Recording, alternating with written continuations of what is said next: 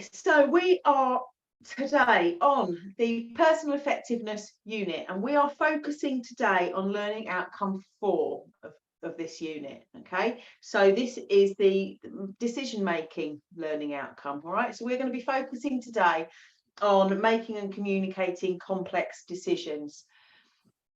The way I want to structure this session is I want to go through the assessment criteria and just take each assessment criteria on its own and talk about some of the theories that are associated with that assessment criteria. Okay, I will be led by you to the extent that I know these theories. I don't know how much you know about these theories. So some of this will be a little bit like point and press Madeline, right? Skip, yeah, we know that one. Skip, skip. Some of it will be, I've never heard of that before, Madeline, please explain. And so that's how it's going to go, okay? I will touch on all of these, I will touch on most of the theories. I am not suggesting that you need to know each of these theories in depth in order to be able to do the assignment.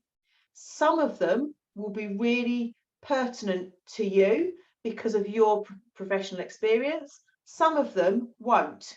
All right. So if I take, for example, networking theory, it might be that you want to look in depth about networks and how you can increase your networking by finding bridging relationships, for example. It might be that actually you don't do a lot of networking at the moment and your point of reference is much more basic, just around actually I want to join a community of practice. Yeah, so you will be able to make the decision about how much or how little, I suppose, you want to draw on. You want to pull in the theories that you need. Okay, so it's completely up to you in terms of whether or not you use the theories or not. I will go through them, and then it's a bit of a pick and mix situation. All right. There are some slides that accompany each of the learning outcomes, and I'm going to go through those at the end. Okay, at the end of this session. I'm not going to use them from the beginning, and the reason is they're actually probably more basic than the information that you've got in your enhanced study plan, and it's just really they're a bit of an aid memoir of some of the tricks and tools that you can use as part of this assignment.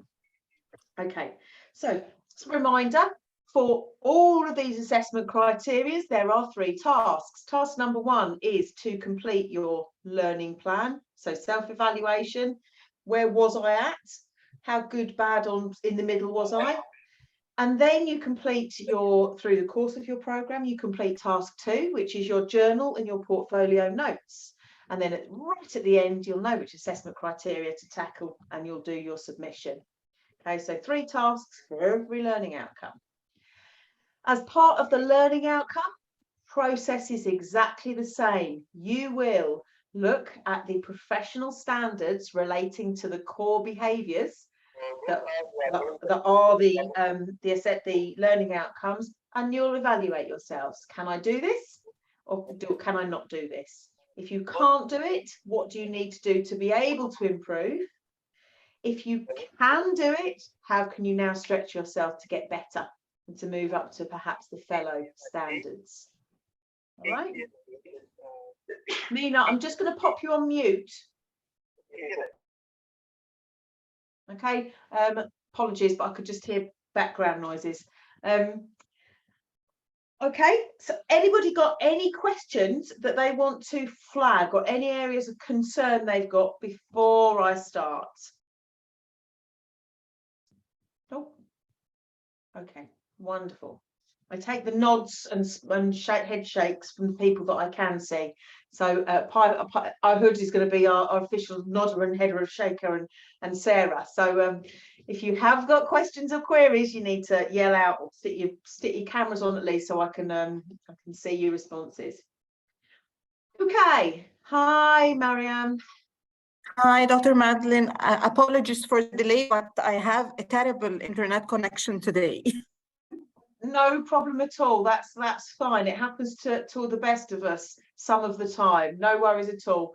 You just, it's nice to have you here. Jump off the camera if that makes it easier. No problem. Thank you. Okay, we've just got some people joining us all the time, which is fine. That's lovely.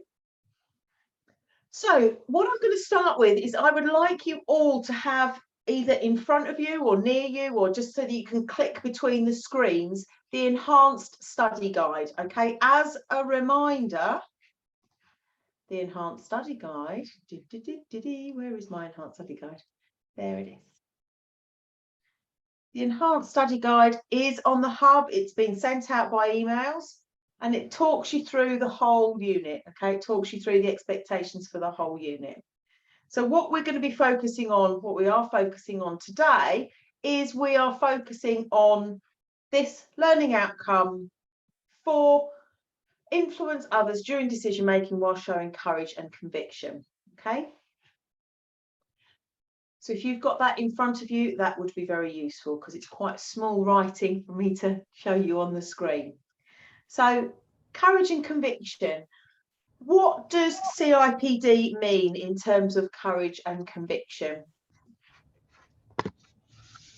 We're thinking about the core behaviours. Which core behaviours does this learning outcome relate to?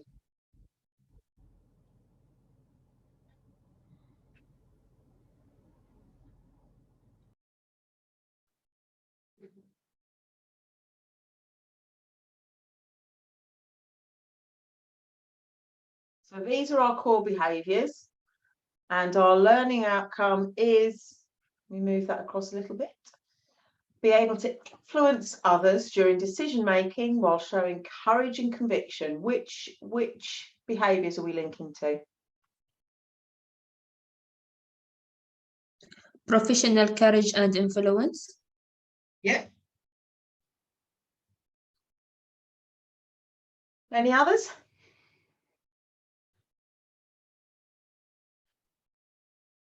Maybe insight focus. A little bit of insight focus, yeah, definitely. Engaging and communication by influencing. So in terms of these core behaviours, where that one's not there. So yes, you're right, influencing is there in terms of the in the learning outcome, but the core behaviours I would suggest that we're looking at here: professional courage and influence, definitely. Situational decision making, yeah. And some of the insight focus, a little bit of commercial drive, but definitely those ones. All right. So before we go into the detail of it, what do we mean by professional courage and influence? So let's move down to our level, our chartered member level. So this is what we are looking to be able to demonstrate. Constructively and confidently challenge people. Okay, so think of examples of that. You are in a board meeting or you are in a management meeting and somebody has an opposing view to you. Are you able to constructively and confidently challenge a decision that's being suggested? So your managing director says, right, from now on, everybody in operations only gets 15 days annual leave a year. Are you able to confidently say, actually, that's not fair and equitable across the organisation, and I will dispute that? Are you able to be a confident and constructive challenger? Okay, and have you got an example of when you did it? Communicate with impact, making complex things clear to enable a way forward. Has there been a time of significant change in your organisation? Are you able to express to different levels of the organisation what that change is? And have you been able to make an impact? So has your communication been taken positively and in order to enable a way forward? Now, a very good example for this particular area is if you think about any workplace disputes, where actually there's something going on and you need to be really clear quite quickly about what's going on in order to make it straightforward for everybody involved at different levels of the organisation, explaining policies and procedures, etc. But actually it gets people moving in the same direction. So it's about diffusing tension and allowing a way forward. Have you got an example of that? Develop and sustain relationships with stakeholders. So we'll come on to stakeholder analysis. Tailor your influencing style. We're going to specifically look at how you influence others.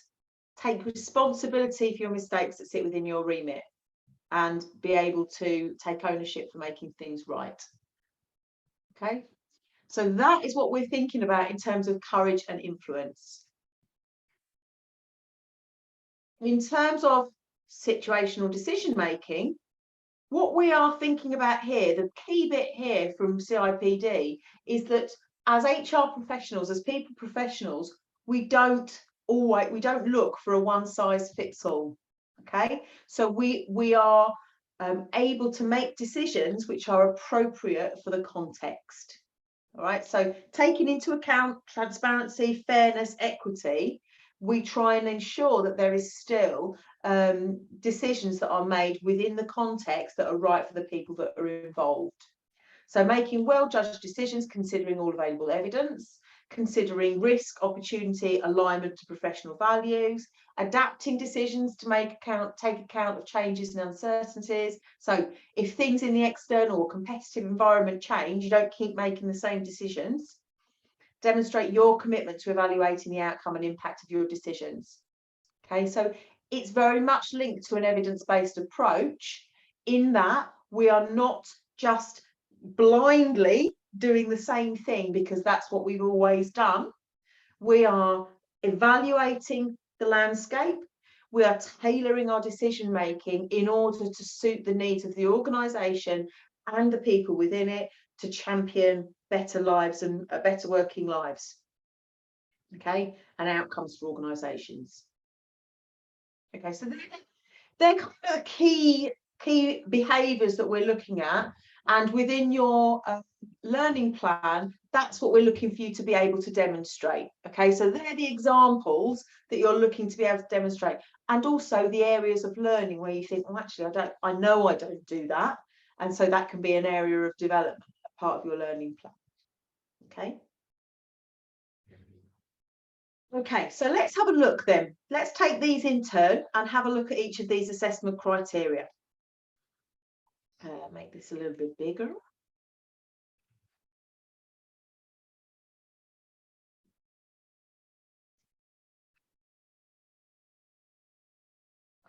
Okay, so assessment criteria number 12.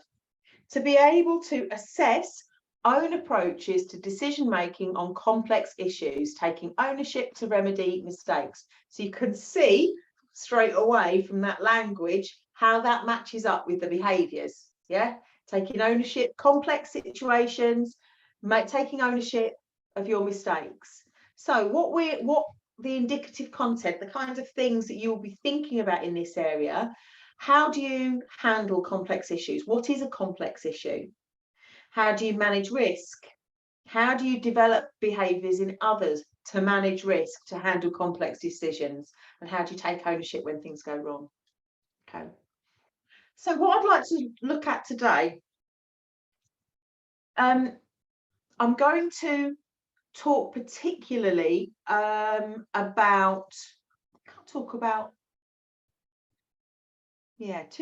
or three of these different things. The first thing I'd like to think about is critical incident technique and also a model of reflection.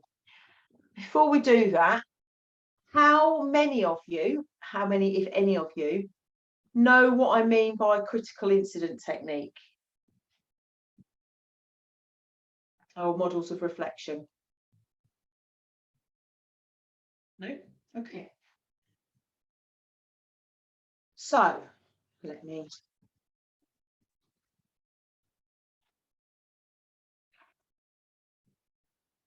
just do this. Excuse me a minute, everybody. So critical incident technique or approach is particularly useful when things go wrong. Yeah, when a critical incident happens. Okay, now the idea of a critical incident technique is that you are able to take one thing that has gone wrong, so a particular incident, a particular problem, and then by finding out what went wrong with it, make it better for next time on a bigger scale. If I give you the biggest example that's often given within this is think about a black box within an aeroplane. Why do we have a black box within an aeroplane? What is it there for? Is to investigate more in case of that any incident. Usually they're gonna have the details movement of that aircraft. Is to So- find out what went wrong. Yes. Yeah, it tracks everything. But most of the time, a black box in an aeroplane is never used, is it? Actually, most of the time, it's fine, it's collecting all the information, but most of the time, we don't worry about the black box in the aeroplane until something goes wrong. And then the first thing that was looked for in a crash or in a problem, if there's a near miss, is all of that data. And that data is looked at not to blame the pilot or the people involved. It's not for that. It is to find out what happened to make sure it doesn't happen again. And that is how you should think about critical incident technique within an HR space. It is not about apportioning blame. It is about finding out what went wrong in order to avoid it happening again. Can I share So- one example? Absolutely, please do. Okay. So as you know, I just been, moved recently to that new organization. And there is one department who's like, I can hear the CEO of the organization complain kind of on daily basis about one of head of the departments. There is a shortfall from that head of department as well. And from the stories I hear from the meeting I conduct with that head of department, from the meeting I conduct with the team members, so I noticed there is an issue with, the problem is workload on one staff comparing to the rest. One of the other staff is keep changing the job title to make sure, no, today you are responsible for this. No. Next day, no, you have to take care of that one, 1, 2, 3, for example. He want to move one of his direct report to another department because for him, he cannot create that communication with his direct report. This is based on head of department. So, long story short, when I started to listen, to dig more, I figure out the main issue is that the head of department, he don't have the correct skill to develop his employee and manage them correctly. He only focus on one of the employee, his point is to make sure that this employee will get a higher grade within this time, for example, this period of time. His concern to not open any subject with one of the employee who is manager, and she's only handling one task because he don't want to put more pressure on her. Without mentioning the nationality, he kind of having this fear of I will talk to her, again I will be in a problem because of her nationality. You see what I mean? And I will lose my job, for example, because that nationality have more power than mine within this organization, which is something wrong. He don't know how to open that one-to-one honest feedback with that manager who don't have proper channel of communication and performance management with his direct report. So instead for him to manage this small issue, let's make everyone happy. Let's promote this employee, take all the task from that manager, give it to another employee with lower grade, with more load of work, keep that, changing that manager to another department. And then recently I came to know he want to move him, not because he don't have this right criteria to contact with his direct report, is because that manager total salary is higher than him by 2,000 or 3,000 dirham. But when I do the background check, they are both in the correct pay scale based on their grade, but one of them is taking the, you know, the range between mid and maximum, and the other one is taking between, you know, minimum and mid. That's why the difference in total salary is like, so for him, how you want me to manage him while he getting more than me, although I am in higher grade. So let's get rid of him. So now I kind of understand. I started to give him a feedback, like, you know, you have to change your way of approaching to your people. You have to focus on solving the problem instead of, you know, put them aside. And you have to find a better way to approach the CEO with your suggestion, because you always come lastminute.com. There is no meeting request conducted, and you always like talk without any proper document. Our CEO is as a number person. Show him the figures, for him the statistics, for him the show him the case study in order for him to like hear you. So like, you know, it was a small problem. Everyone is complaining, but when I dig deep on it, there is more than one things in this issue. I get exactly what you're talking about, Aisha. So what you're talking about there is it's about digging, isn't it? It's about, you're talking about actually finding out what the issue is behind the issue that's being presented. It's a bit different. This is a bit different in that this says actually we're going to look at that incident and use that as an indicator to look at the macro. So what you've done is you've dug in behind that one incident, and it's about those particular people. But what I'm hearing from what you're saying is that actually perhaps the fundamental issue there is not about this manager and this manager. It is about the perception of different pay scales and transparency. It is about the perception of how you deal with people from different countries and those cultural challenges. So that actually it might be that that incident would not have happened had there have been higher levels of transparency and better communication between particular parts of the organisation. So rather than it being about an individual area, it stops being about those people and it starts being about the whole, right, as an organisation, what can we learn? Does that make sense? No, sorry, I didn't get it. Okay, so what rather than thinking about it in terms of this manager and this manager, it's about looking at that. Okay, well, what was the problem there?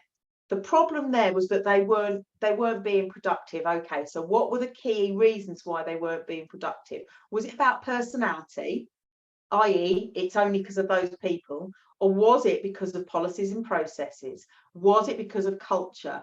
Was it because of something bigger than them that you can then tackle? Okay, I'm sorry, I'm somehow understand what you mean. I just need to link. Okay, so if we think about it in terms of an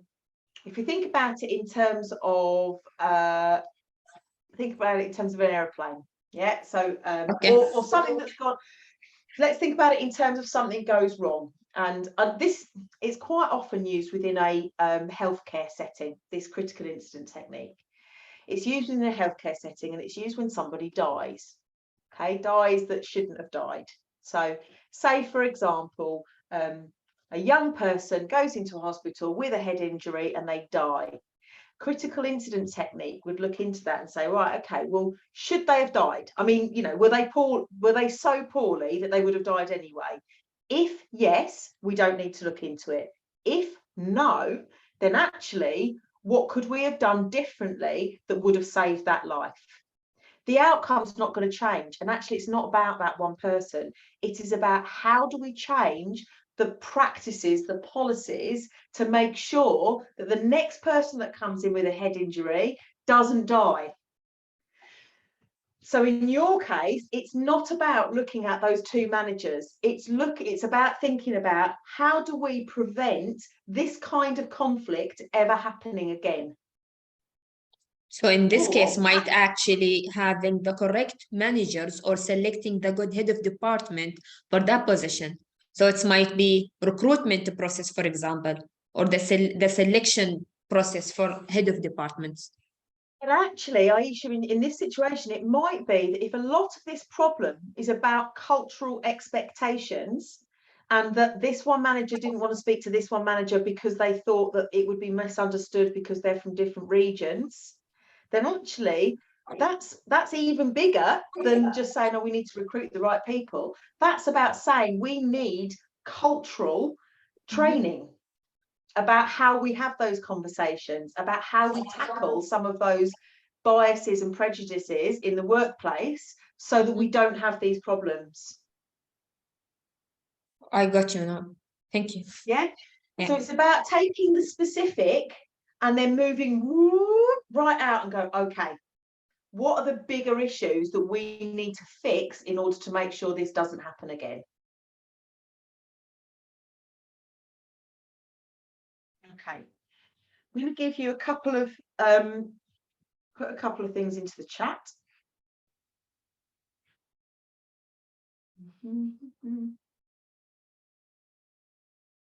Let me see if this will work.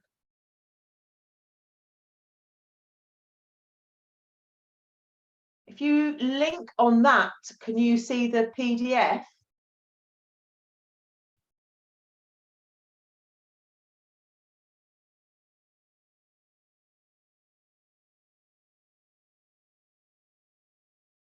Does that work? No. Okay, let me download it and then pop it in. Let me try again.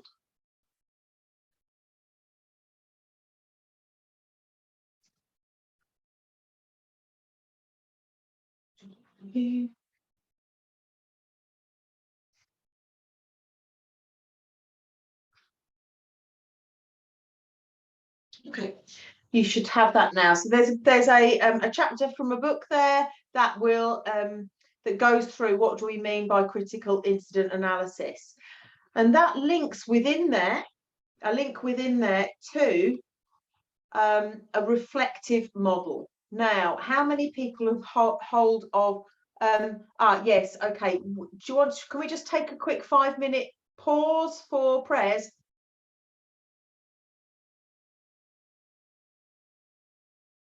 Yes, no? Yes. Yeah, okay. We'll just take a quick 5 minutes, and in the meantime, I will just be uploading some documents to the chat. So I will be here, but let's just take a quick 5 minutes, okay?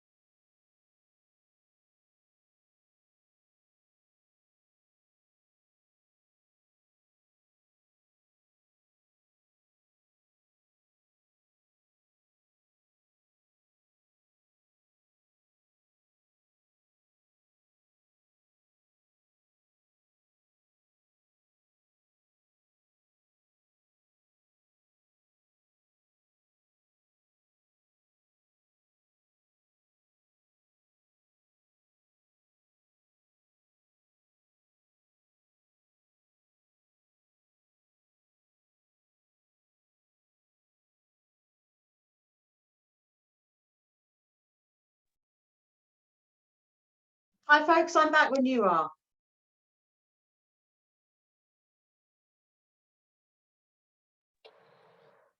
We are back. Oh, thank you very much. Okay, so part of the critical incident technique is really being able to think reflectively, and in all decision making and across lots of these different learning outcomes or assessment criteria, there is a need to think reflectively, and there's different ways that we can think about reflective practice. One of them is by looking at Kolb, and which is spelled Kolb. Is anybody familiar with Kolb? Kolb's reflective cycle. A thumbs up if you know it. Oh, okay. This is a good one. Let me open this.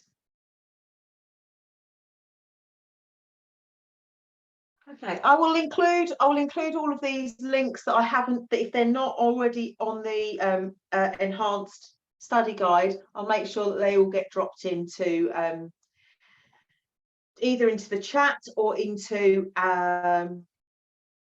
your learner pages. Okay, let me share my screen. Kolb is one of the most kind of core thinkers, I suppose, really, when we're thinking about reflective practice. And he has various, well, he suggests that the way that we reflect, the way that we learn is experientially. So we learn by doing, okay? So we don't learn just by sitting and thinking, we learn by doing.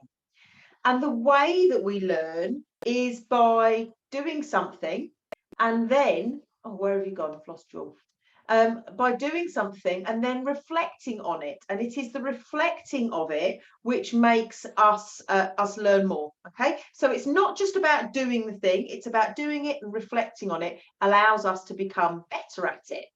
So here we are, let me open that one. Share my screen.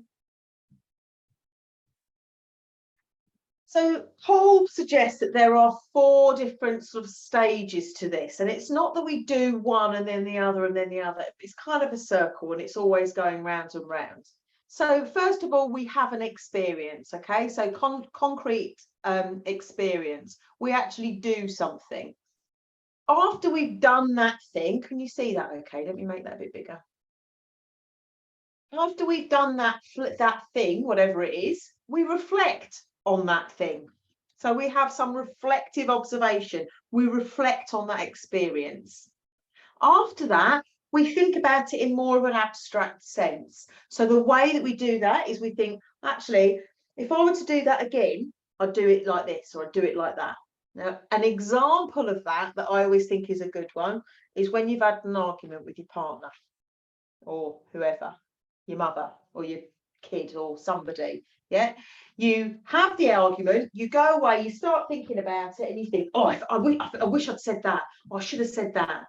Next time I'd say that, and that'd tell them. Yeah, you start thinking about it in a different way and you're learning about it, and in doing that you're making sense of it, and then you're trying out what you've learned.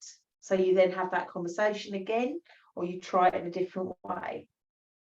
So think about this in terms of something really simple, like riding a bike.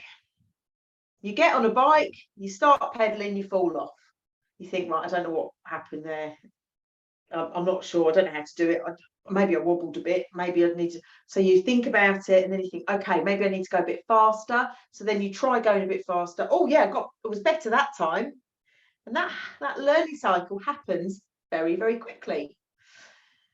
In the workplace, it happens much more slowly. So actually, it might be that you go to a meeting and it doesn't go well. You don't feel that you're able to have courage in that meeting and speak up for something that you think is wrong. You come out of that meeting, if you don't reflect on it, you then don't have the learning experience, learn from it, and therefore you don't try out what you've learned. So therefore, the next time you go to the meeting, the likelihood is you'll do exactly the same thing. Is that pizza delivery behind you, Ogud? I'm sure I Yeah. just saw pizza. Yes, that's correct. I can spot pizza from another continent. That's how good Spotting I and am. smelling. You tuck in, turn your camera off and get stuck in. Right, yeah. So if you don't reflect on the experience that you've had, it's very hard to learn from it. And I'm sure you can recognize that feeling that sometimes you do something and you think, oh, it didn't go very well. If you don't pause and reflect, it's very difficult to change things. All right. So this is Kolb's learning cycle, and you will use this, I'm quite sure, in a range of these different, in lots of different assessment criteria for this unit. You need to be able to say, actually, according to Kolb's learning cycle, I paused and I thought about what it was that I did and what I wanted to change. So it links very much to critical incident technique, but it also links to various different approaches for how to do reflective practice. Okay, so let me switch around, stop sharing, back you come. One of those that is, I think, very, very useful is to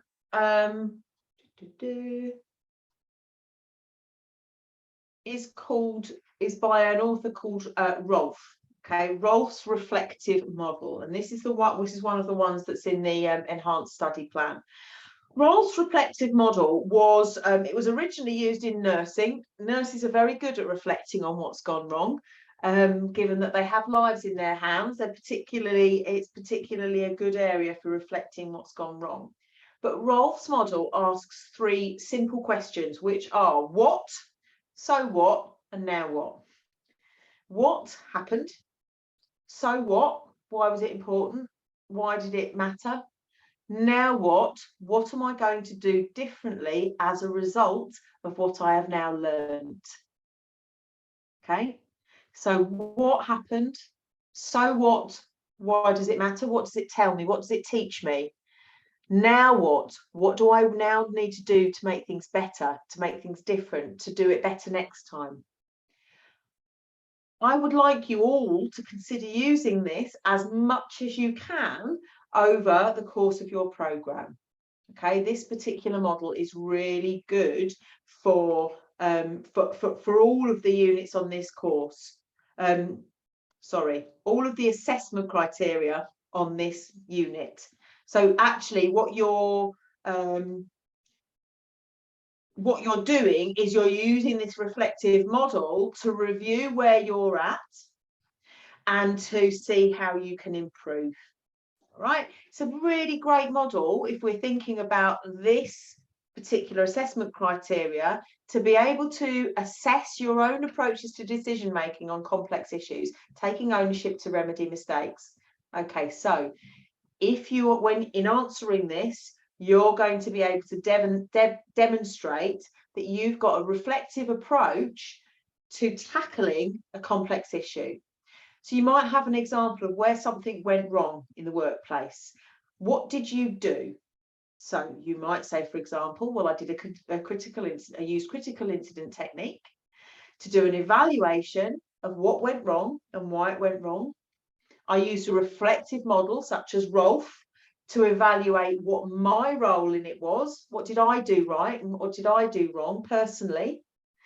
And then I used the knowledge from those 2 things to make a change. So the so what part, what policies, practices, or personal activities are you going to do differently as a result of what you've learned?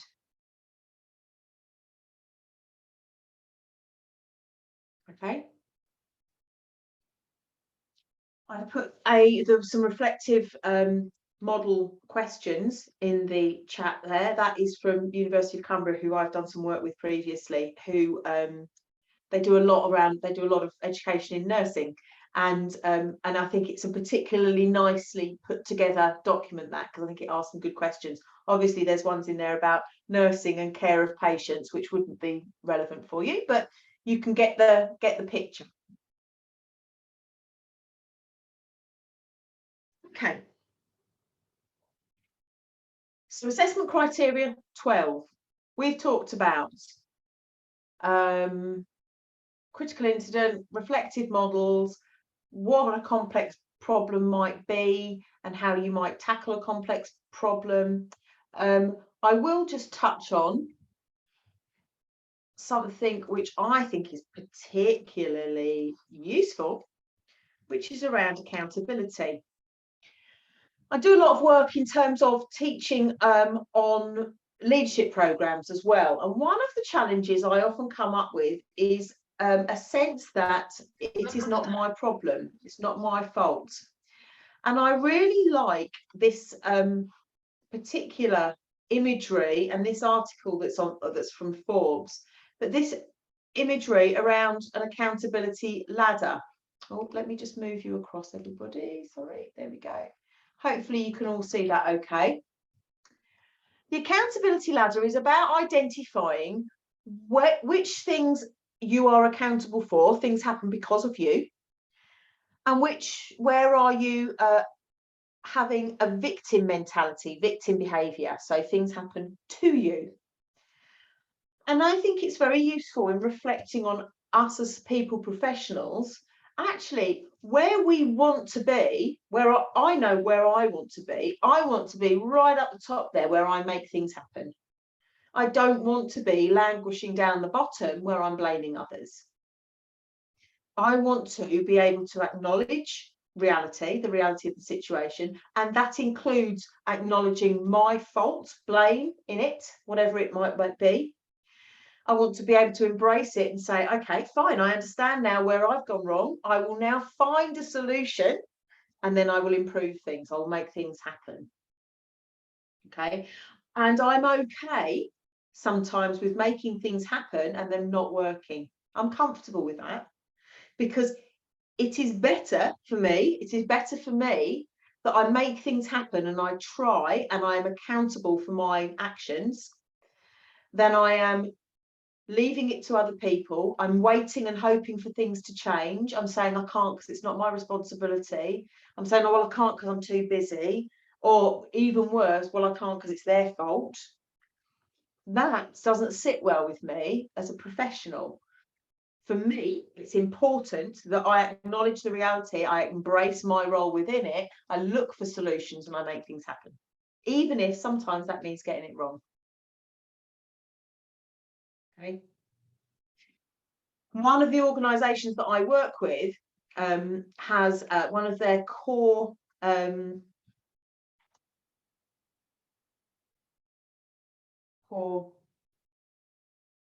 kind of mission statements, part of their values. One of the core values, and I really love this, is win or learn. I think I've mentioned it to a number of you before. We don't win or lose, we win or learn. So actually being an accountable professional means taking on board what things you have responsibility for and taking action. Okay. So for this particular assessment criteria, for assessment criteria number 12, we're on. Let me just switcheroo. Jumping about all over the place. There we are. Assessment criteria number 12, what we are thinking about here is about taking ownership and being able to remedy mistakes. So it is about being accountable. It is about being able to identify what went wrong and taking ownership for the things that we can control. And that will inevitably require some reflective practice and using some reflective models, because if we don't reflect, we are not able to make changes and therefore improve. Okay, quick pause there. Anybody got any questions on assessment criteria 12? What we covered so far? Any thoughts, any examples?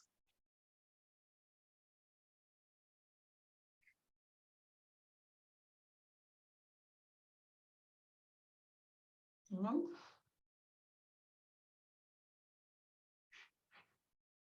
Okay.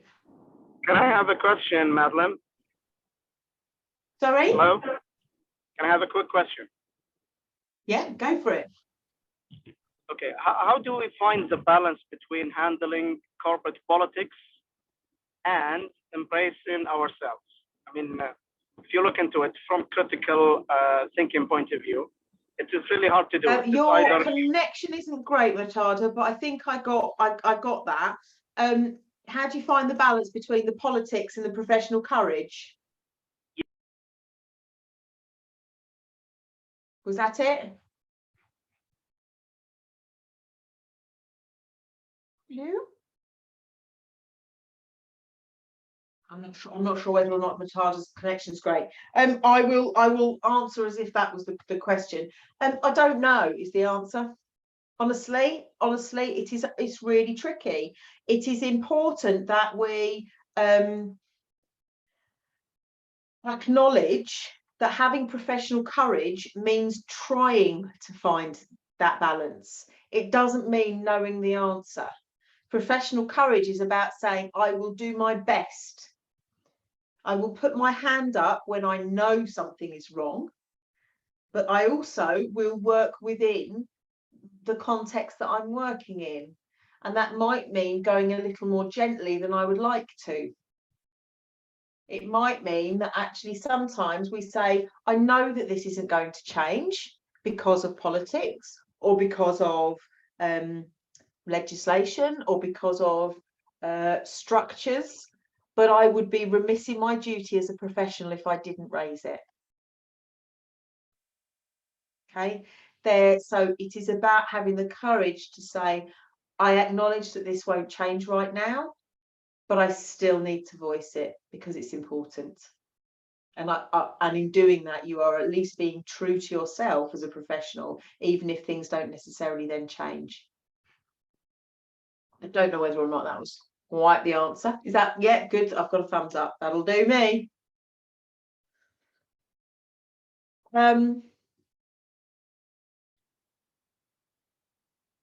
I think there is an interesting article which I will just pop into the chat. Is this one here?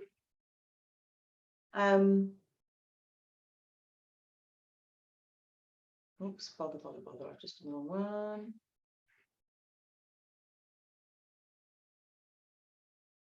Yeah, there is a report on the CIPD website which is around power dynamics. And that's a particularly useful one for thinking around that particular topic. Oh, that's a very funny link, but hopefully you've got that okay. So this is power dynamics in work and employment relationships, and it's thinking about actually how do different elements of power work within organizations, and they will be different in every international and sector-based context, but actually some of those themes still remain. Actually, there will always be power dynamics between levels of seniority in the organization, between those that make the decisions and those that fulfill the decisions, but there is always a balance to be made about walking a line of politics that is and there is no perfect answer, and that is one of these areas that I in there I put about a wicked problem. So a wicked problem is a problem which has absolutely no perfect solution. Okay, so a wicked problem might be something. I always think it's a real challenge in your regions, in your region, particularly around the the Emiratization or the Saudiization or the Omanization. That's not the right word. Recruiting, not recruiting expat workers, trying to recruit more local workers. It is a real challenge for you all, because actually, how on earth do you manage the issues with capability and experience against the requirements of hiring people who are of a certain nationality that may not have the same capability and experience. So actually, as a people professional, you're thinking, well, we need the right person for the job. Surely that's the right thing. But you can't have necessarily just the right person for the job. You've got to have the right person for the job from the right nationality. And that is a real challenge. That is one of those complex issues that exactly is what this particular assessment criteria is about. There is no perfect answer. You know, the perfect answer is in 50 years' time, this may have been solved. But right now, the issue of who do we recruit into this role, very difficult, very difficult. Okay, shall we tackle the next assessment criteria? I promise we'll speed up a little. Well, we might speed up a little bit. We might speed up a little bit. We can all go round to Hoods and have some pizza. Let's have a look at the next one. So assessment criteria 13. To be able to demonstrate appropriate influencing style to communicate and engage different audiences. So this is what we are looking at. We are looking at how we influence and communicate to different audiences. I'm going to jump on in a moment onto the slides, which you've all got, because I've got some things around how power and influence. There are also a number of different links through on the CIPD website around the power one that I've just sent you, but also around influencing and influencing others. The key things within this particular assessment criteria are how do you ensure that you are communicating effectively and appropriately with different audiences, and that generally is going to involve some sort of stakeholder analysis. For those of you who have done level 3 or 5, I would very much assume and hope that you have already done a stakeholder analysis of some kind, which focuses on communication. Can I have a thumbs up if you've done stakeholder analysis? Mendelow's communication stakeholder thing.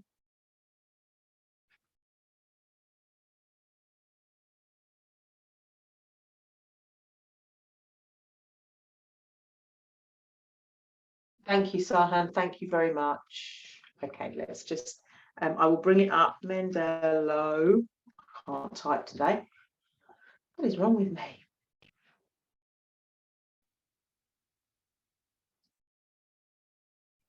Okay, so stakeholder analysis is the power and influence grid. Okay, so hopefully this will ring a bell when I bring it up.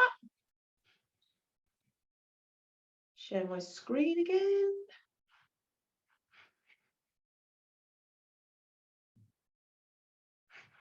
I've just quickly Googled it and grabbed this image because this is just as quick as anything. If you haven't seen this before, let me know and I will make sure I give you the proper reference.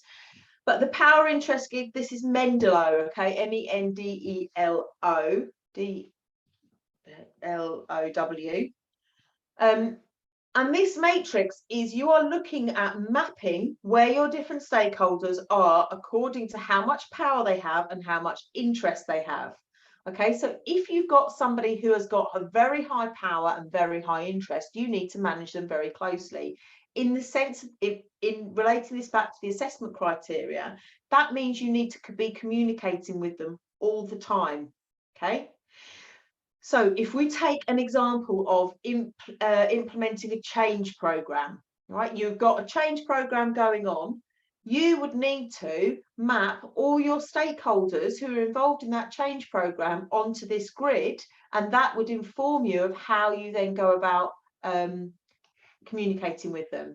So the people who it's most likely to affect, who are very, very interested, but also can ruin the program if they'd not engaged, they would be in that manage closely box.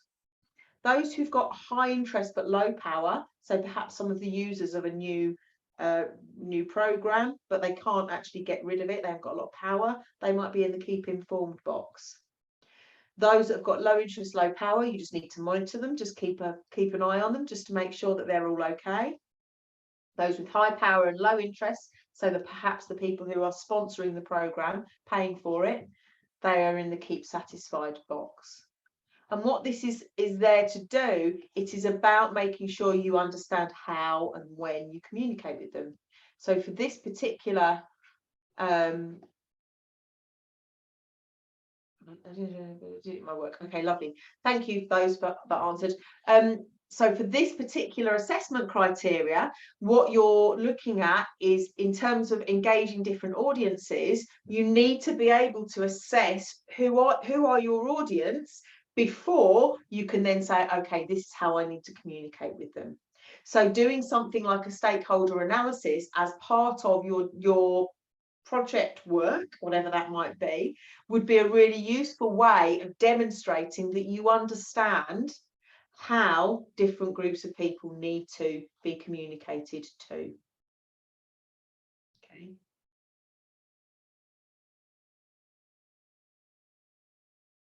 So let me just put that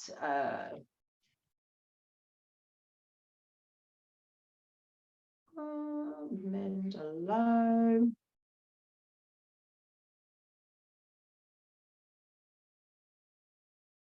I will find, I won't do it right now, I will find the reference for that and put it into the chat for those that haven't done it previously. Okay, so another thing that I would like you to consider in terms of thinking through examples to go in your portfolio notes, but also that you might eventually use, is think about when there was an opportunity for you, or thinking about a specific opportunity when you needed to change people's opinions on something. Okay, so there is a situation at work and you've had to use a range of different communication approaches or tools in order to change people's minds. So how did you go about doing that? One of the tools you might want to use is the Mendeley stakeholder matrix. Then I would like you to present that probably using the STAR approach. So situation, task, action, results. What did you need to do? What was the task that needed to be completed? What actions did you take, including a stakeholder analysis, probably? And what was the outcome? And the outcome needs to be that actually you were successful in communicating and influencing. Right? So you need to be thinking about opportunities for where you can gain evidence on this. Okay. Can I give example? And yes, please. yes, okay. So again, in my new position in the new organization, the CEO was he's not type of person who will like encourage this employee engagement, like someone to do for employee outside at least once a year, or at least, you know, every quarter, like something proper to do with staff engagement, rewarding and everything. So he was not convinced. So first time I went, like, you know, in a meeting with him, trying to convince him it's very important for the employee for 1, 2, 3 reasons, blah, blah, blah. He was not convinced. After 3 weeks of that, again, I went back to him with the same idea, like we have to do such, like so and so. And then this time I went there and I brought opinion from the employee because I'm talking to them. I brought some statistics. I brought for him some results from other organization, the one who, like, you know, who take more about the employee for the engagement, for the rewarding, blah, blah, blah. And the second time, like, you know, with the second approach, after he saw the result from another organizations and the feedback from his, like from the employees within the organization itself, this is, I think this is for him hit the how can I say it, like hit how the trigger more, because, like, you know, it's my employee. So as a result of that, now I'm organizing a cocktail party to be hosted, like, you know, within 2 weeks from now. So this is one situation when I took it upon myself to convince him, and then I started having another task on my to-do list to organize this cocktail. Well, that's what happens, doesn't it? Unfortunately, Yes. So what skills did you use to be able to influence? Okay. What skills do you think you used?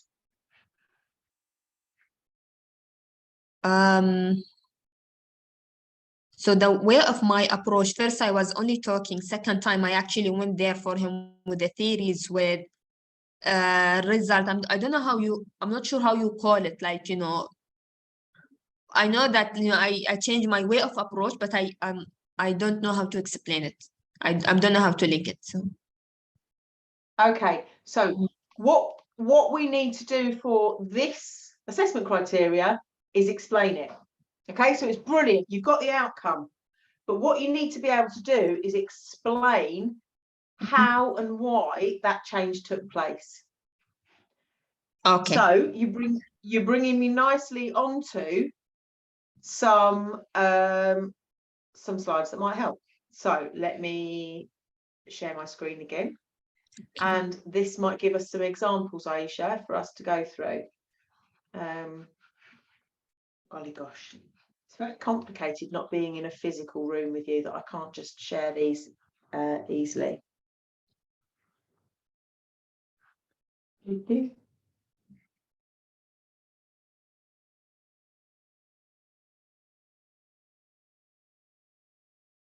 Okay.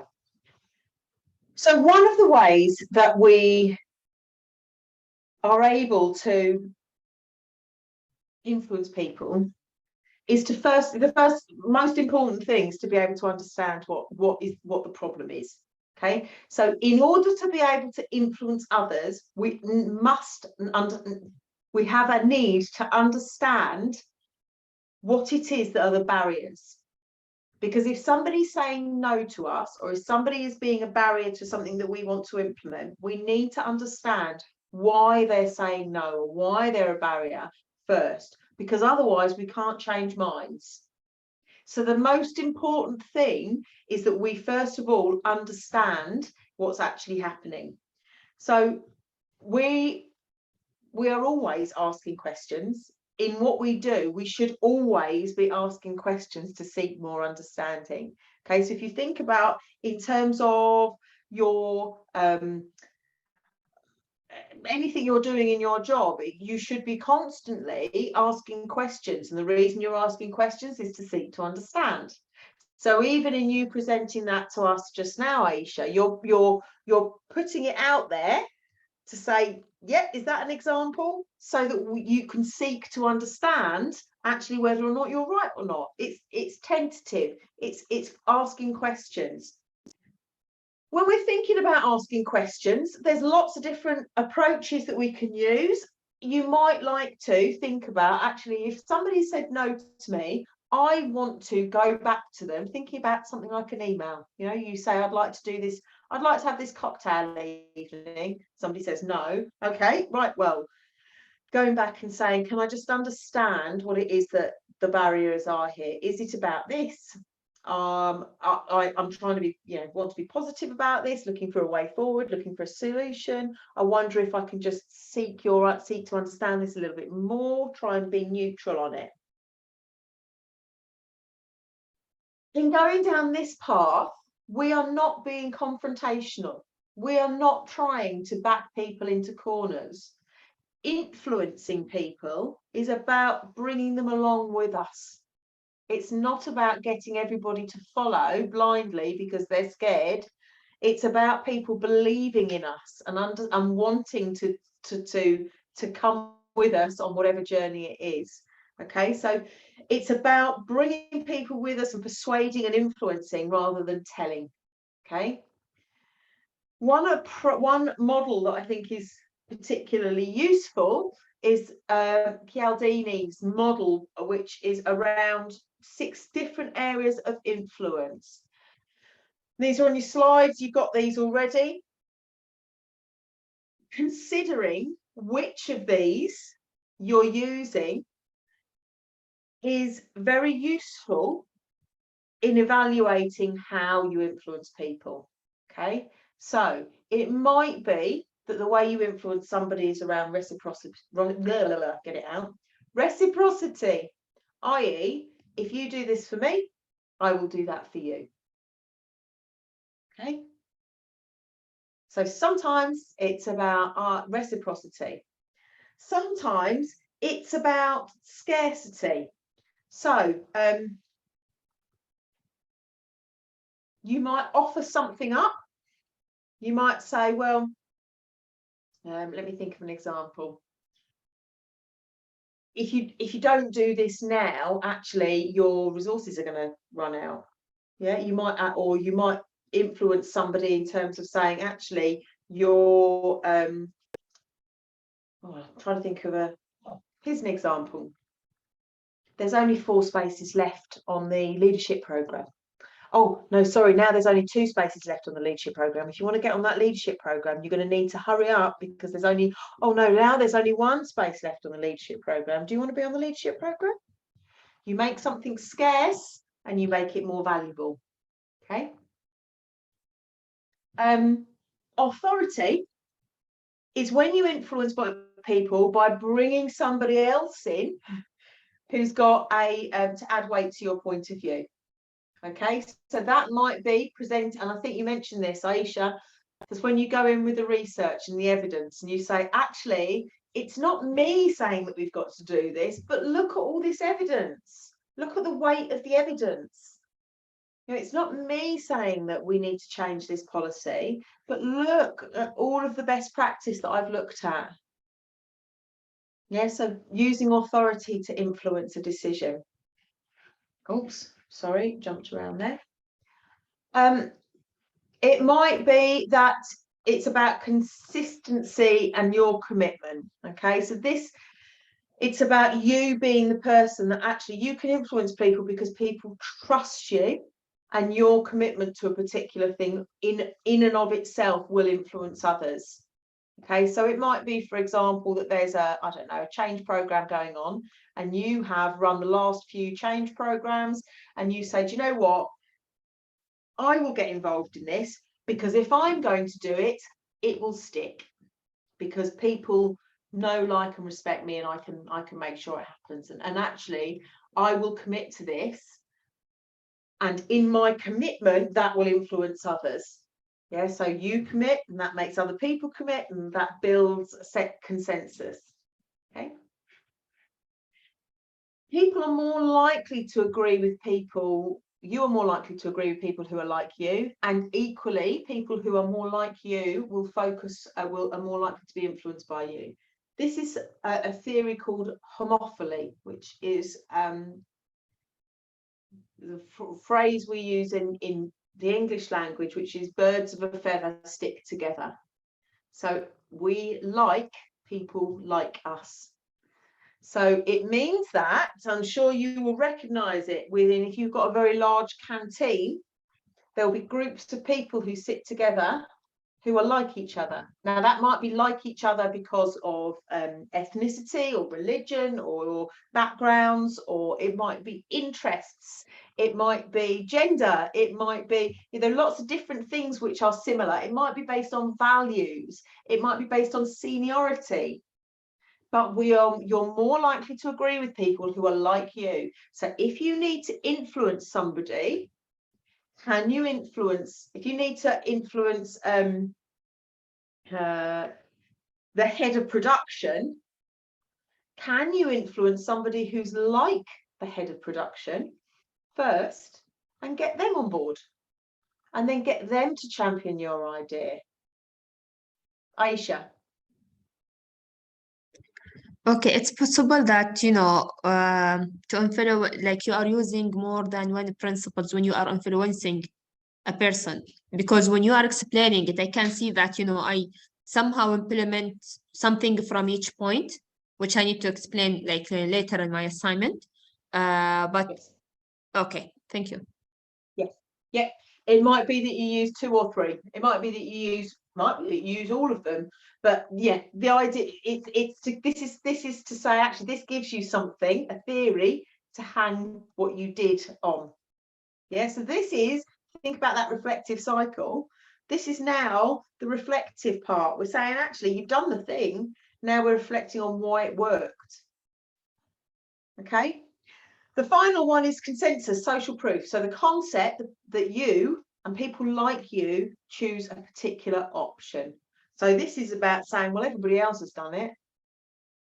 Everybody else has agreed and it's worked. So why are you not going to agree? Using that as your principle of influence. And that's similar to another theory called nudge theory, which is something that you may like to look at as well as part of this particular assessment criteria. Actually, how do you design policies and processes which nudge people in the right direction, rather than we don't necessarily want to push people to do things, but it is quite nice to nudge them. So the nudge theory is about presenting people with options that allow them to make the decision that you want them to make. Okay, it sounds very Machiavellian. It's actually not. It's doing things like, a perfect example of nudge theory is pension contributions, employee pension contributions. In the UK, every organisation has to offer pension contributions for their employees. That was set up by the government to increase the amount of money that individuals save on their pension, because actually there's an incentive. If my work is going to put in 2%, if I put in 2%, then actually it's worth it because I'm getting 2% free. So there's a perception of value there. So, but actually the government set that up to try and nudge people to save more money. Why did they do that? Well, because it's in their interests. Because if we've all saved more money, then they have to pay less for looking after us when we're old. So I'm just going to put in there, in theory. It's another one you might want to have a little look at. Okay.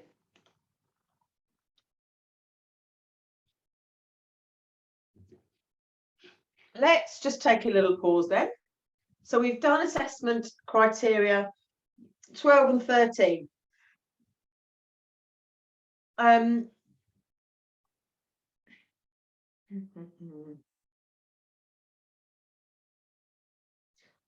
Assessment criteria 14. I was just looking at the timing and deciding whether or not we go into detail on that one or whether or not we jump across, but I think we keep going.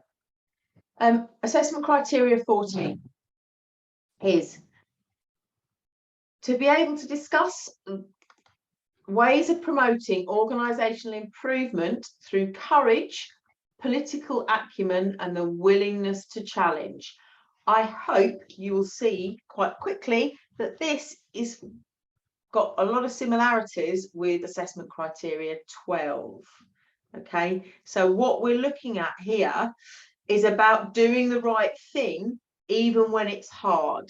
So understanding that politics in your organisation you're walking a fine line, a difficult line, but being able to understand that you still need to have professional courage and a willingness to challenge. Okay, so assessment criteria 12 and 14 have got quite a few similarities. The theories that I've included in there are around ethics and moral leadership, which are very much linked to assessment criteria, learning outcome number 1. So the whole of ethics, so looking at different ethical approaches. You will also want to look at workplace policies, politics, which I've just sent you the CIPD report on as well. An area that it would be good for you to look at in terms of your CPD for this assessment criteria is around personal resilience and integrity. It is a challenging area, this, for any professional, in terms of being able to be resilient as a professional and being brave and acting with courage, whilst also not jeopardizing your opportunities for promotion and growth, and making sure that actually you are on the in the right rooms. Yeah, so this is something that I would like you to think about and consider as part of your learning plan, but also as part of your ongoing CPD, is actually how do you maintain your personal resilience and integrity whilst also hopefully progressing your career. And what do you consider to be some of the barriers to that? What are some of the challenges that you might face? And I would like you to be very honest within this so that you can actually demonstrate you understand what some of those challenges are. Okay. For example, if I were talking about my career in universities, I know that I was in the last university that I worked in, I had a challenge in being promoted beyond a certain level because I didn't fit the I didn't fit, actually, simple as that, just didn't fit. I didn't have the background, I didn't have the religion, I didn't have the approach that the senior management team had. And that meant that I was often coming to blows with them. So my way of working, my way of thinking was not the same as theirs. Now, I took that in the role that I was in as a real asset to the organisation, because what it allowed me to do was it allowed me to challenge things like groupthink, which I'm sure you all know about. Yeah, so groupthink is the theory that actually if you've got too many people who are similar in the room together, they think as one. And the problem with that is they think as one, make mistakes as one, don't challenge what they're doing. There is no space for innovation and no space for improvement. So I always took it that actually it's a real advantage that I'm different, because it means that I can come from a place of challenge. But what that meant was it was quite a lonely role, could be quite a lonely role, because actually I was never on the inside, I was always on the outside. Yeah. I would like you to have some honest reflections about what that means for you in your roles. Do you feel like you will hit particularly for women, there is a glass ceiling? Actually, do you think that you will hit a glass ceiling that actually you can't go beyond because you are a woman or from a particular country, or because you're challenging some politics which people don't want to hear about? Be honest about those things, and I'd like to hear about those things within your reflections. Okay.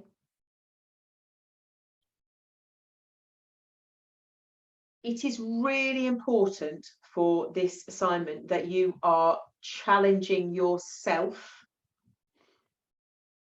and thinking about what the difficulties are of being an HR people professional today in this world. Okay, it is really important. That's what we want to see, some really deep reflection. What does this really mean?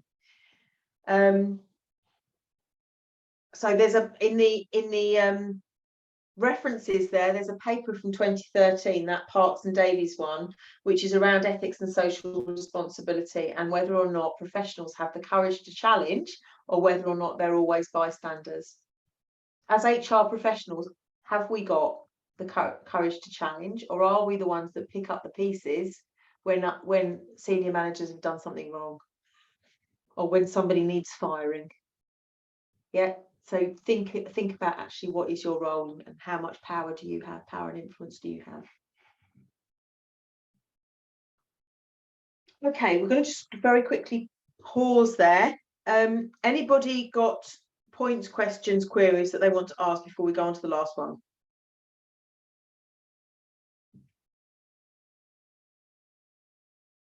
No? Oh, lovely.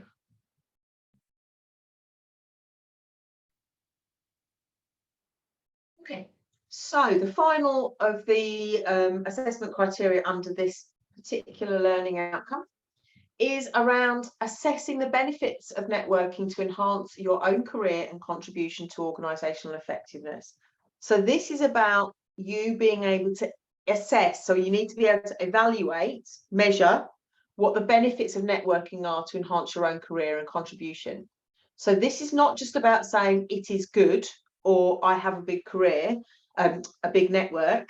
This is about saying, I have increased my network, and this is the ways that it has contributed to organizational effectiveness. And this is the ways that it has enhanced my own career. Right, so really quite specific, this one. Being able to identify the benefits of networking. So within particularly in terms of theories, you will want to look at networking theory. Social capital is and role theory. Now, social capital is a concept which is very useful, I think, for all of us to be thinking about in terms of networking. Social capital, for those that don't know, is, if you think about capital another way, so financial capital, human capital, social capital is the capital that we have, from the number of from the networks that we have, from the people that we know, and from our background. So you have social capital having been brought up in a particular area, having studied in a particular area, having gone to university at a particular place, knowing the people that you know, and having a broad network gives you social capital. Some of the challenges of that: if, for example, you are from a marginalised group, you will have less social capital. It's blooming unfair. So there are challenges to this, but actually thinking about what is your social capital and do you make the most of it? Do you use that for good is important, but also thinking about the flip side of social capital, which is privilege. Now, what privilege do you have? And do you check and do you question in comparison with others? So thinking about, actually, am I able to bring other people into my social network that don't have the social capital that I have, to break down some of that privilege, okay, to challenge some of that privilege. You will want to think here about how you are using peer networks. So this as a peer network, but also CIPD online groups, LinkedIn groups, various different social media networks, etc., in order to support your professional development and increase your knowledge, but also particularly around how you are able to benchmark what you do with others for your own career development, but also learn from others and transfer that knowledge into your organisation for organisational effectiveness. So thinking about, where actually are you going and speaking to colleagues on these courses or on online groups, and bringing some of that knowledge into your organisation, improving the effectiveness of what you already do. Okay, so actually, are there particular groups or networks that you need to access that will help you do your job better? And those are the kinds of things that you need to be able to identify as your sort of areas of CPD. Okay. I've included within this some notes around within this on the enhanced study plan around networking theory and bonding and bridging relationships. This is quite complex stuff, and I don't want to go into it too much today because I think you've had quite a lot already, but it's worth just understanding a little bit about networking theory. Has anybody heard of the game 7 Degrees of Kevin Bacon? It might just be a completely UK thing. I don't know. Okay. Does anybody know the actor Kevin Bacon? Kevin Bacon was in a film called Footloose. He was in fact, let me find a picture of him.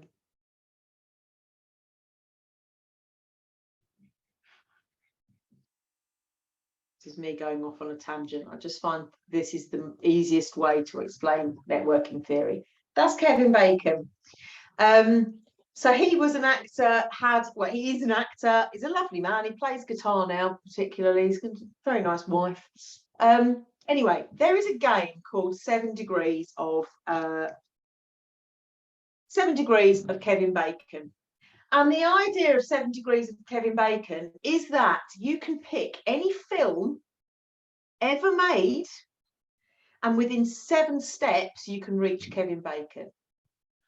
So by association, by 7 steps, you can reach Kevin Bacon. And the reason is that Kevin Bacon has been in so many films that you can find connections with him. Try it. You can have a go. You can try it with friends. However, it comes from a fairly serious, well, it's seriously-ish place. The idea is that you, within 7 steps, you can get to Kevin Bacon. However, the original networking theory said that there were 7 steps of separation, and that was that within 7 steps you could connect to pretty much anybody in the world. Okay, so if you're well connected, within 7 steps you can go, okay, well, I know somebody there and somebody there and somebody there, and connect. That was a long time ago when the world was much, much smaller, but the principles of that still remain. That actually it is really quite few steps that you need to be able to link pretty much anyone in the world. I bet you that if between us, we would be able to link. If I said, right, we need to link to an accountant, somebody would know an accountant. If I said we need to be linked to a hairdresser, somebody would know a hairdresser. If we needed to link to somebody who can play the bongos, I'm sure somebody in this group would know somebody who knows somebody who can play bongos. It really isn't that many steps between the people that you need to get to, but you have to go out looking for them. And that is the essence of networking theory, is that actually you can find people within your network who bridge you to other networks, and that then allows you. So if you think about it, let me can I draw a let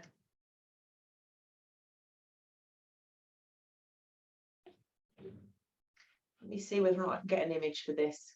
Sorry, Madeleine, but I'm lost. Okay. Like, how come someone will reach out? I'm confused. Okay, so the idea of networking theory is that we are all connected. The world is one big network. And through reaching across our networks, we can find pretty much, or we can work with pretty much whoever we want. We can connect to other networks. So if we think about, if you needed to,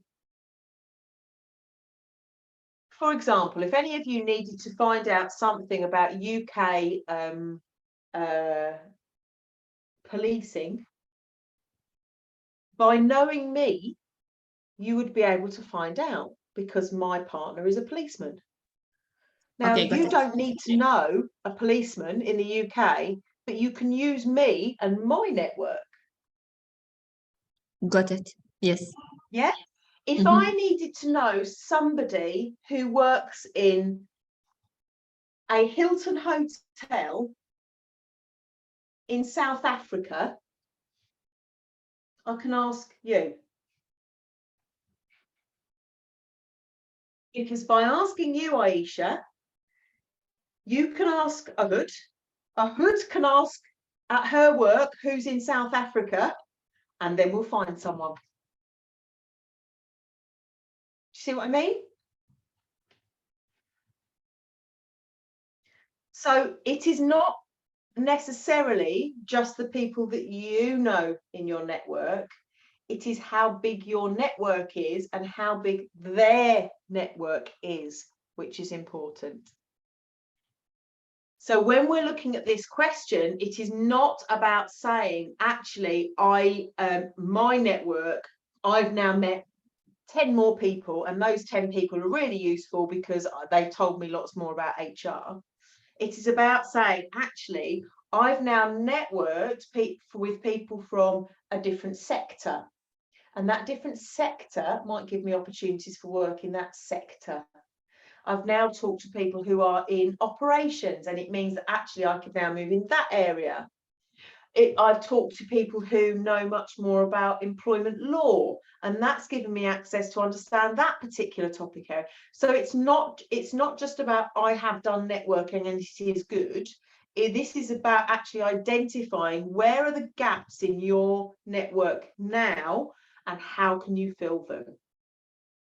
So to give you an example from my life, I'm sure I've told you before, I will tell you again, I'm training to be a counsellor. Okay, I'm training to be a therapist, work as a counsellor. On my dog walk this morning, I got talking to one of the dog walkers who is training to be a social worker, and I said to her, I bet you'll know, I'm really interested in working with young people who are in social care, so young people who are being fostered or in care homes, as part of my training as a counsellor. She is a social worker, she works in that area. I said, is there anyone that you've met that you could put me in touch with? And she said, now, when I used to be training, I worked for an organisation who works with foster families. So she gave me the details of somebody who I'm now going to contact to talk to them about my placement. So I've met somebody on my dog walk this morning in a field, and I've talked to them about, and through that, I'm now speaking to somebody who can give me potentially a job next year. That is networking. I didn't know anybody this morning. By 10 o'clock this morning, I did know somebody.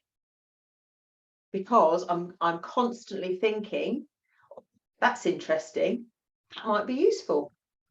Likewise, the flip side of that is that she is now doing a master's qualification, and she said to me, oh, I'm doing this master's, and I'm really struggling at the moment because I've got to do my dissertation. And I said, oh, well, I can help, because actually I can do dissertation supervision. That's one of the things I do best. So linking now back to influence, I've bit of reciprocity. I've said, no problem, I can help. I don't suppose you can put me in touch with those people that could help me with the placement next year.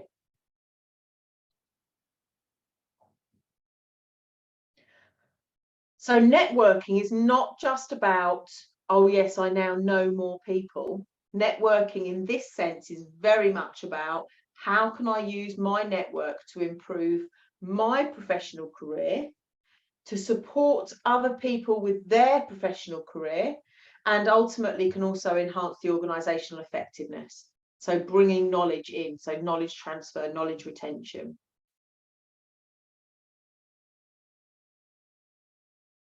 Okay.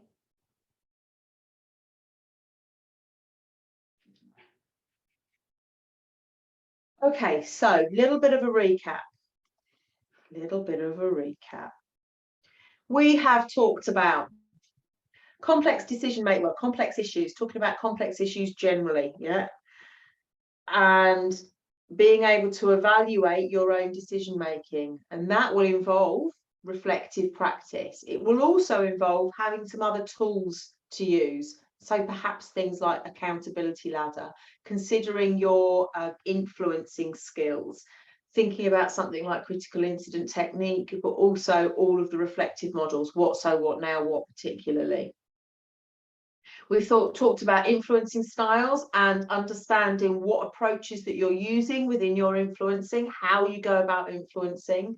We've talked about politics and power and the importance of understanding politics and power and linking together politics and power, influencing with integrity and ethics, and how you use all of those things in your armory to make sure that you're doing the right thing whilst also keeping yourself safe. And I mean safe in the sort of broadest sense, yeah, making sure that you're okay too. And we've also talked about the power of networks and how networks can be used to support yourself in your own career development, but also support the organisation and its effectiveness by knowledge transfer, by bringing information in. Okay. There are a few articles down the bottom there. I've also put some more in the chat as we've been going through. This unit is, as I've said, is very different in that it is not a case that I teach you everything and then that's it, you've learnt it, and then you've tell me what you've learnt.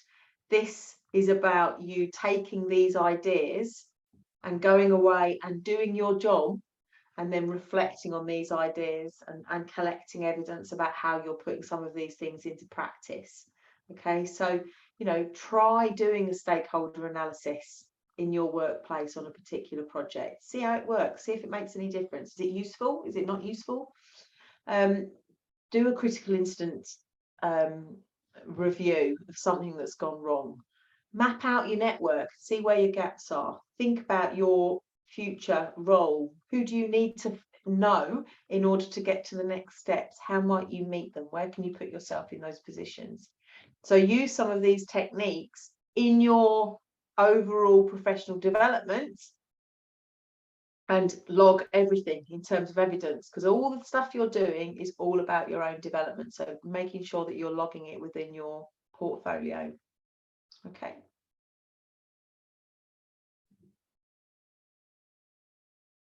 Okay, that was quite a lot of stuff in an hour and 45 minutes, wasn't it?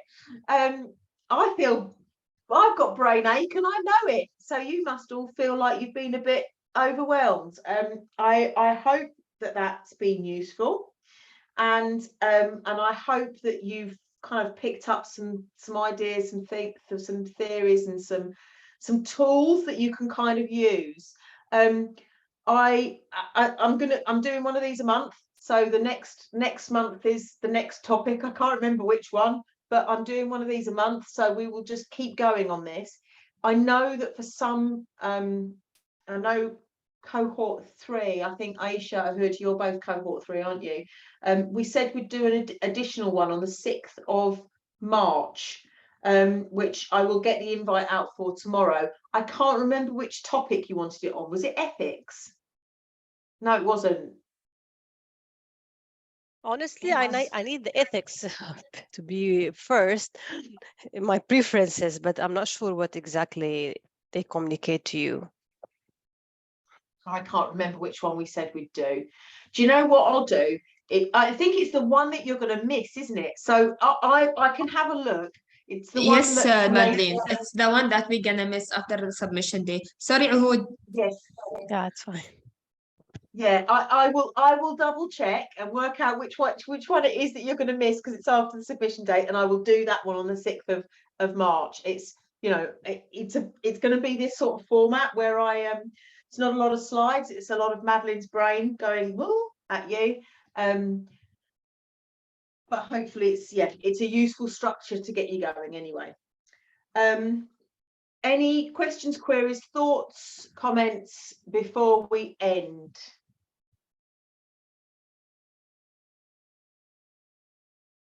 Okay, all clear, good. Ahud, what was on your pizza? Totally done. You can see it in the back. Nothing left. What did you have on it? What's your pizza topping of choice? Yeah, it was one pepperoni, one veggie, and one margarita. Oh, delicious. You know, I think I might have to get pizza now. You put the thought in my mind. Yeah, you deserve it after all the standing. How many calories you have burned? Well, that's it. I know. You know, I stand all day. Yeah. In the evening, and I'm exhausted. And my mum said to me the other day, "But you've been working all day. You've been sat on your back." So I said, "No, I'm pacing. I'm constantly pacing." Yeah, you deserve a pizza. Right, well done, everybody. Thanks for sticking with it. You know where I am. Please just always send me a message if you're stuck. You know you can book in for a meeting with me anytime, and I will talk to you all soon. Take care. See you all. Bye bye. Thank you, Madeleine. Thank you, everyone. Bye-bye. Bye. Bye-bye. Bye.